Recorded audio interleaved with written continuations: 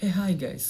இன்னைக்கு இந்த வீடியோவில் நம்ம எதை பற்றி பார்க்க போகிறோம்னா 8 மார்ச் 1988 மெக்சாம்பூரில் நடந்த அமர் சிங் சாம்கிலா மர்டர் கேஸை பற்றி தான் இன்னைக்கு வீடியோவில் பார்க்க போகிறோம். வாங்க இன்னைக்கு வீடியோக்குள்ளே போகலாம்.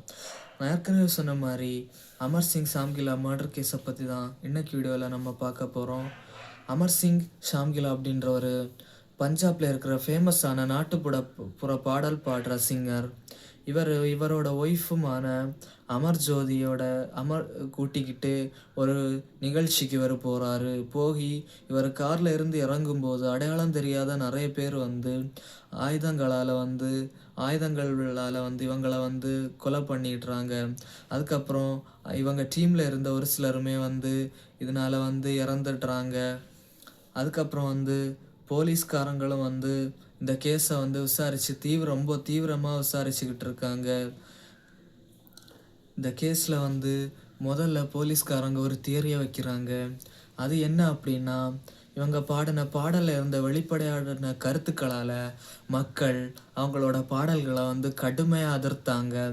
இதனால கூட யாராவது இவங்களை திட்டம் போட்டு கொலை பண்ணியிருக்கலாம் அப்படின்னு போலீஸ் ஒரு தியரியை முன்வைக்கிறாங்க.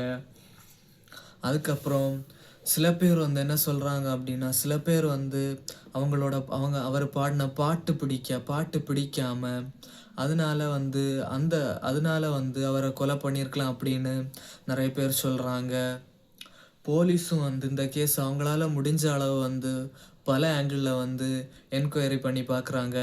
ஆனால் அவங்க கஷ்டப்பட்டு என்கொயரி பண்ணி பார்த்ததுக்கப்புறமும் அவங்களால இந்த கேஸில் எப்படி கொலை நடந்தது அப்படின்றத இன்னைக்கு வரைக்கும் கண்டுபிடிக்க முடியலை.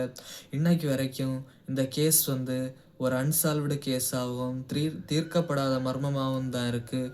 ஓகே கைஸ், இந்த வீடியோ உங்களுக்கு பிடிச்சிருக்குன்னு நினைக்கிறேன். இந்த வீடியோ பிடிச்சிருந்தா லைக் பண்ணுங்கள், கமெண்ட் பண்ணுங்கள், சேனலை சப்ஸ்கிரைப் பண்ணுங்கள்.